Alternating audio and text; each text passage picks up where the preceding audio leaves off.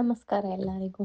ಇವತ್ತು ನಾವು ಯಾಕೆ ಒಂದಿಷ್ಟು ಮನುಷ್ಯರು ಸತ್ಬಿಟ್ಟು ಮತ್ತೆ ಬದುಕ್ತಾರೆ, ಇದನ್ನ ನಮ್ಮ ಪುರಾಣಗಳು ಏನ್ ಹೇಳುತ್ತೆ ಅದ್ರ ಪ್ರಕಾರ ಕೇಳ್ತಾ ಬರೋಣ. ಈ ಉಲ್ಲೇಖ ಬಂದ್ಬಿಟ್ಟು ಮಹಾಭಾರತದಲ್ಲಿ ಶಿವ ಪಾರ್ವತಿ ಅವರ ಮಧ್ಯೆ ನಡೆಯುವ ಸಂಭಾಷಣೆ ಮೇಲೆ ನಡೆಯುತ್ತೆ. ಆಯ್ತಾ, ಒಂದ್ಸಲ ಪಾರ್ವತಿ ಮಾತಾ ಕೇಳ್ತಾರೆ ಮಹಾದೇವಂಗೆ, ಯಾಕೆ ಒಂದಿಷ್ಟು ಜನ ಸತ್ಬಿಟ್ಟು ಮತ್ತೆ ಬದುಕ್ ಬರ್ತಾರಲ್ಲ, ಅದ್ ಹೆಂಗ್ ಸಾಧ್ಯ? ಒಂದ್ಸಲ ಸತ್ತೋದ್ರೆ ಮುಗೀತಲ್ವಾ, ಹೆಂಗ್ ಮತ್ತೆ ಬದುಕ್ ಬರ್ತಾರೆ ಅಂತ ಮಾತಾ ಪಾರ್ವತಿ ಕೇಳ್ತಾ ಇರ್ತಾರೆ.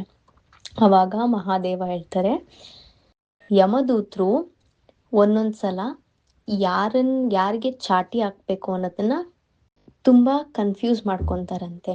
ಯಾಕೆ ಅಂತ ಅಂದ್ರೆ, ಇಡೀ ಜಗತ್ನಲ್ಲಿ ಒಂದೇ ಹೆಸರಿನವರು ತುಂಬಾ ಜನ ಇರ್ತಾರೆ. ಆಯ್ತಾ, ಸೊ ಯಮಧರ್ಮರಾಜ ಯಮದೂತ್ರನ ಇಂಥವ್ರನ್ನ ಹಿಡ್ಕೊಂಬ. ಫಾರ್ ಎಕ್ಸಾಂಪಲ್, ಇವಾಗ ಒಂದು ಉದಾಹರಣೆ ಕೊಡ್ಬೇಕಂತಂದ್ರೆ, ಇವಾಗ ಮೋಹನ್ ಅನ್ನೋರ್ನ ಚಾಟಿ ಹಾಕ್ಬಿಟ್ಟು ಹಿಡ್ಕೊಂಬ ಅಂತ ಹೇಳ್ತಾರಂತೆ. ಅವ್ರದ್ದು ಆಯಸ್ ಮುಗೀತು ಅಂತ ಯಮಧರ್ಮರಾಜರು ಹೇಳ್ತಾರಂತೆ. ಅವಾಗ ಮೋಹನ್ ಅನ್ನೋ ಹೆಸರಿನವರು ತುಂಬಾ ಜನ ಇದ್ದಾರೆ ಈ ಜಗತ್ನಲ್ಲಿ. ಯಮದೂತ್ರಿಗೆ ಕನ್ಫ್ಯೂಸ್ ಆಗುತ್ತೆ, ಈ ಮೋಹನ್ ಅನ್ನೋ ಹೆಸರಿನವರು ಒಂದೇ ಏರಿಯಾ ಅಲ್ಲಿ ಹೇಳಿದ್ರು ಸಹ ಮೋಹನ್ ಅನ್ನೋರು ತುಂಬಾ ಜನ ಇರ್ತಾರೆ. ಅವಾಗ ಯಮದೂತರಿಗೆ ಕನ್ಫ್ಯೂಸ್ ಆಗಿ ಏನಾಗ್ತಾರೆ, ಅವ್ರಿಗೆ ಯಾರು ಸರಿ ಅನ್ಸುತ್ತೋ ಅವ್ರಿಗೆ ಚಾಟಿ ಹಾಕ್ಬಿಟ್ಟು ಅವ್ರ ಪ್ರಾಣನ ತಗೊಂಡ್ಬಿಟ್ಟು ಅವರು ಒಂದು ಆತ್ಮನ ಕರ್ಕೊಂಬರ್ತಾರಂತೆ ಯಮ ಮಹಾರಾಜನ ಹತ್ರ. ಅವಾಗ ಯಮ ಮಹಾರಾಜ ಯಮದೂತರಿಗೆ, ಅಯ್ಯೋ ಇವ್ರಲ್ಲ ಮೋಹನ್, ಇನ್ನೊಬ್ರು ಮೋಹನ್ ಅಂತ ಹೇಳಿದಾಗ ಯಮದೂತರು ಏನ್ ಮಾಡ್ತಾರಂತೆ, ಈ ಮೋಹನನ್ನ ಸೋಲ್ನ ಮತ್ತೆ ಅವ್ರ ದೇಹಕ್ಕೆ ವಾಪಸ್ ತಳ್ಳಿ ಇನ್ನೊಬ್ರು ಯಾರು ಮೋಹನ್ ಅನ್ನೋ ಹೆಸರಿರ್ತಾರಲ್ಲ ಅವ್ರ ಪ್ರಾಣನ ಅವ್ರ ಪ್ರಾಣಕ್ಕೆ, ಅವ್ರ ಬಾಡಿಗೆ ಸೋಲ್ಗೆ ಚಾಟಿ ಹಾಕ್ಬಿಟ್ಟು ಎಳೆದು ಆ ಪ್ರಾಣನ ಆ ಬಾಡಿಯಿಂದ ದೂರ ಪಡಿಸಿ ಆ ಸೋಲ್ನ ಕರ್ಕೊಂಬರ್ತಂತೆ ಯಮದೂತರ ಹತ್ರ. ಈ ತರ ನಡೆಯೋದ್ರಿಂದ ಏನಾಗುತ್ತೆ, ಎಷ್ಟೊಂದ್ ಜನ ಸತ್ತಿರೋರು ಬದುಕಿ ವಾಪಸ್ ಬರ್ತಾರೆ. ಯಾಕಂತ ಅಂದ್ರೆ ಅವ್ರ ಆಯಸ್ಸು ಇನ್ನ ಮುಗ್ದಿರಲ್ಲ. ಆದ್ರೆ ಯಮದೂತರು, ಇದು ಯಾವಾಗ್ಲೂ ನಡೆಯುವಂತಹ ಒಂದು ಸಿನಾರಿಯೋ ಅಲ್ಲ. ಇದು ಯಾವಾಗೂ ತುಂಬಾ ಸಲ ಮಿಸ್ ಆದಾಗ, ತುಂಬಾ ಜನ ಒಂದೇ ಹೆಸರಿರೋರು ಇರುವಾಗ ಆ ಒಂದು ಪರ್ಟಿಕ್ಯುಲರ್ ಜಾಗದಲ್ಲಿ ಈ ತರ ಒಂದೊಂದ್ಸಲ ಮಿಸ್ಟೇಕ್ ಆಗುತ್ತೆ ಯಮದೂತರಿಂದ.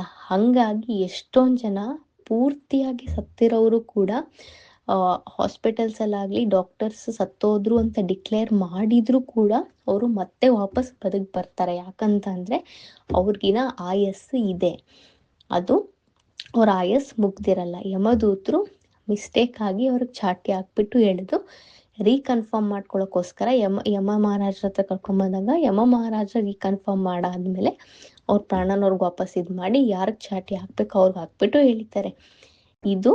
ಇದನ್ನ ಮಹಾದೇವ ಪಾರ್ವತಿಗೆ ಹೇಳ್ತಾರೆ. ಈ ತರ ಮಿಸ್ಟೇಕ್ ಆಗಿ ಯಮದೂತರು ಒಂದೊಂದ್ಸಲ ಮಿಸ್ಟೇಕ್ ಮಾಡ್ತಾರೆ. ಹಂಗಾಗಿ ಎಷ್ಟೊಂದ್ ಜನ ಅವ್ರಿಗಿನ ಆಯಸ್ ಗಟ್ಟಿ ಇರುತ್ತಲ್ವಾ, ಅವ್ರ ಆಯಸ್ ಗಟ್ಟಿ ಇರೋರ್ಗೆ ಮತ್ತೆ ಅವ್ರ ಆಯಸ್ಸು ವಾಪಸ್ ಅಂದ್ರೆ ಅವ್ರಿಗಿನ ಬದುಕಕ್ಕಿನ ಅವಕಾಶ ಇರುತ್ತೆ ಅಲ್ವಾ, ಹಂಗಾಗಿ ಅವ್ರ ಪ್ರಾಣ ವಾಪಸ್ ಬಂದು ಅವ್ರು ಮತ್ತೆ ಬದುಕ್ತಾರೆ. ಇದನ್ನ ಮಹಾದೇವ ಪಾರ್ವತಿಗೆ ಹೇಳಿದಾಗ ಅವಾಗ ಮಹಾಪಾರ್ವತಿದು ಕನ್ಫ್ಯೂಷನ್ ದೂರ ಆಗುತ್ತೆ. ಸೊ ಹೀಗಾಗಿ ಎಷ್ಟೊಂದ್ ಜನ ಸತ್ತಿರೋರು ಬದುಕ್ ಬರ್ತಾರೆ.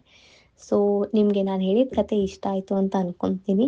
ಈ ಸಿನಾರಿಯೋ ದಿನನಿತ್ಯ ದೈನಂದಿನ ಜೀವನಗಳಲ್ಲಿ ಎಷ್ಟೊಂದು ಉದಾಹರಣೆಗಳು ನಾವು ನಮ್ಮ ಅಕ್ಕಪಕ್ಕ ಮನೆಯವರಿಂದ ಆಗ್ಲಿ ಅವ್ರ ಪರಿವಾರಗಳಲ್ಲಿ ಆಗುವ ಈ ಒಂದು ಎಷ್ಟೊಂದು ವಿಷಯಗಳನ್ನ ನಾವು ಕೇಳ್ತಾ ಇರ್ಬೋದು. ಈ ತರ ಸತ್ತಿದ್ರಂತಪ್ಪ, ಬದುಕ್ಬಿಟ್ರಂತಪ್ಪ ಅಂತ. ಇದು ಆಗುವಂತಹ ಆಕ್ಚುಯಲ್ ಸಿನಾರಿಯೋ ಈ ತರ ಆಗುತ್ತೆ. ಈ ತರ ಮಿಸ್ಟೇಕ್ ಯಮದೂತರು ಮಾಡ್ಕೊಳ್ಳೋದ್ರಿಂದ ಎಷ್ಟೊಂದ್ ಜನದ ಪ್ರಾಣ ಹೋಗಿ ಕೂಡ ವಾಪಸ್ ಬರುತ್ತೆ. ಅರ್ಥ ಆಯ್ತಾ?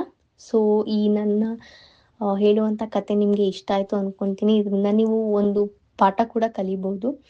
ದಟ್ ಹೆಲ್ ಅಂಡ್ ಹೆವೆನ್ ಅಂದ್ರೆ ಸ್ವರ್ಗ ಮತ್ತೆ ನರಕನು ಕೂಡ ಎಕ್ಸಿಸ್ಟೆನ್ಸ್ ಅಲ್ಲಿ ಇದೆ ಅನ್ನೋ ಒಂದು ಸಾರಾಂಶ ಕಲಿಬಹುದು ಈ ಒಂದು ಕಥೆಯಿಂದ. ಸೊ ನಿಮ್ಗೆ ನಾನು ಹೇಳುವಂತ ಕತೆ ಇಷ್ಟ ಆಯ್ತು ಅಂತ ಅನ್ಕೊಂತೀನಿ.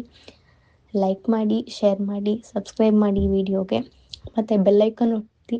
ಈ ತರ ಹೊಸ ನಾನು ಕತೆಗಳ ಸಾರಾಂಶಗಳನ್ನ ನಿಮ್ಗೆ ನಾನು ತಿಳ್ಕೊಂಡು ಹೇಳೋಕ್ಕೆ ಪ್ರೋತ್ಸಾಹ ಸಿಗುತ್ತೆ. ನಿಮ್ಮನ್ನು ಮುಂದಿನ ವಿಡಿಯೋ ಅಲ್ಲಿ ನೋಡೋಣ. ಬಾಯ್.